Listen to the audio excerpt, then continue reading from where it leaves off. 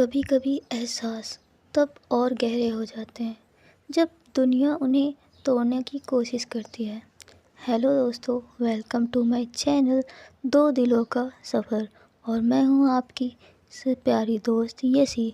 और मैं आपके लिए लेकर आई हूं स्टोरी जिद और सुकून का पार्ट 21। जिन लोगों ने भी इसका प्रीवियस पार्ट नहीं सुना है वो मेरे चैनल पर जा कर के सुन सकते हैं। तो हम चलते हैं अपनी स्टोरी की तरफ। कैफेट एरिया का माहौल अब थोड़ा शांत हो चुका था।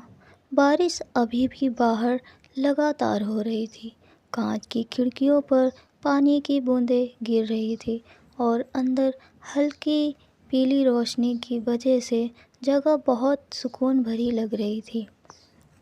नेहा चिप्स का पैकेट ख़त्म करते हुए उठती है और बोलती है, मैं घर जा रही हूँ, वरना मेरी मम्मी मुझे हमेशा के लिए ऑफिस में ही रख देंगी।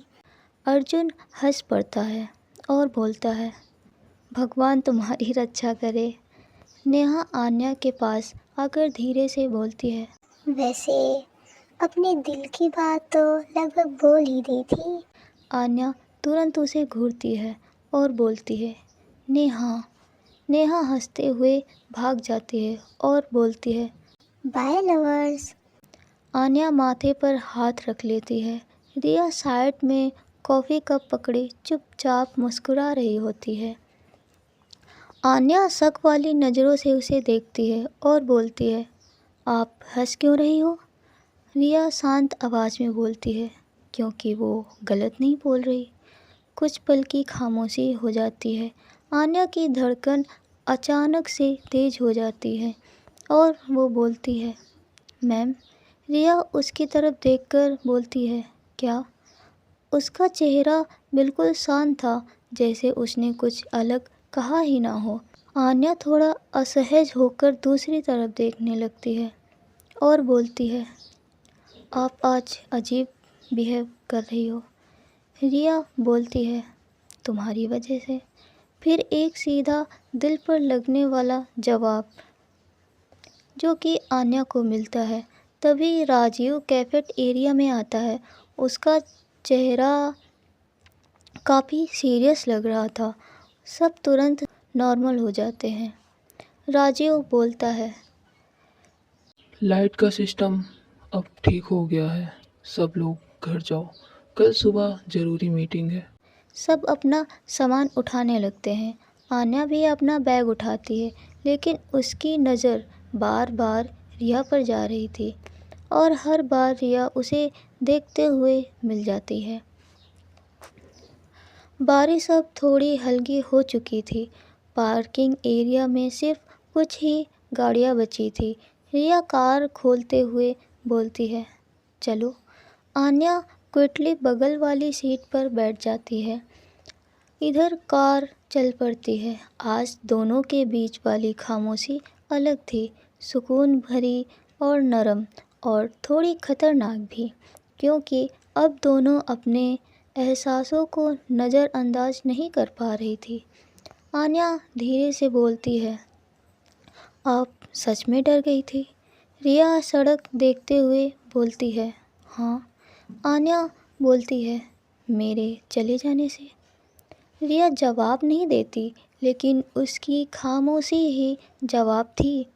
आन्या हल्का सा मुस्कुराती है और बोलती है, आप मुझे इतना ज़रूरी कब से मानने लगी? रिया बोलती है, शायद उस दिन से। आन्या बोलती है, कौन सा दिन? रिया हल्की सी मुस्कान के साथ बोलती है, जब तुमने पहले दिन की मीटिंग में मुझे एटीट्यूड गर्ल बोला था।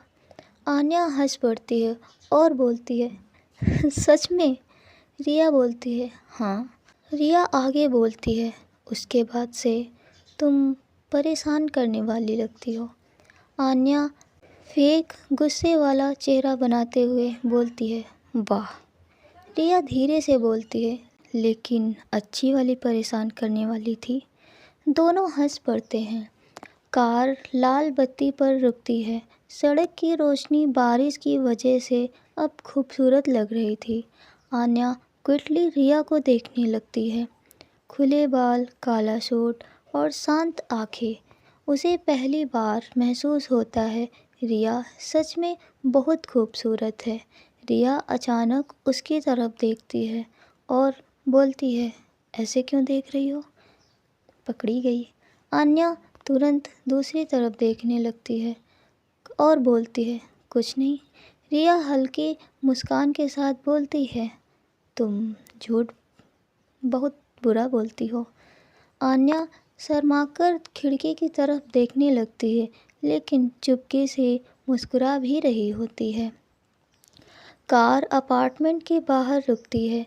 आन्या सीट बेल्ट को हटाती है, लेकिन इस बार वो तुरंत बाहर नहीं निकलती। दोनों चुप थे।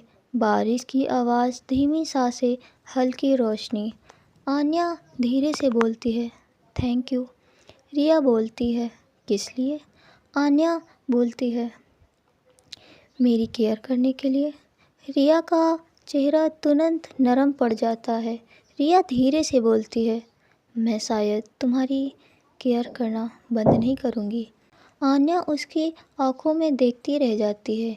तभी अचानक आन्या का फ़ोन वाइब्रेट करता है और माहौल बदल जाता है। स्क्रीन पर मैसेज आता है। अननोन नंबर था और मैसेज पे लिखा हुआ था, कल 11 बजे कैफ़े में मिलो, अकेले। आन्या का चेहरा सीरियस हो जाता है। रिया तुरंत नोटिस कर लेती है और बोलती है, क्या हुआ? आन्या फ़ोन उसकी तरफ कर देती है। रिया का चेहरा ठंडा पड़ जाता है। रिया बोलती है, तुम नहीं जाओगी? आन्या बोलती है, लेकिन मुझे जानना है वो क्या चाहती है। रिया परेशान होकर बोलती है, आन्या।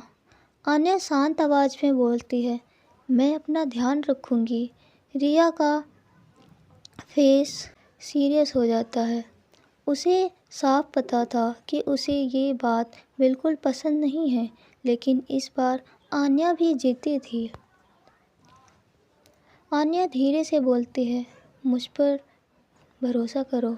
रिया उसे देखती रहती है, फिर धीरे से सिर हिलाती है और बोलती है, ठीक है।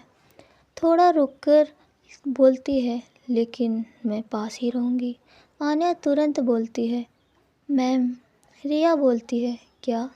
आन्या बोलती है, ये चीटिंग है। रिया हल्की मुस्कान के साथ बोलती है, सिक्योरिटी है।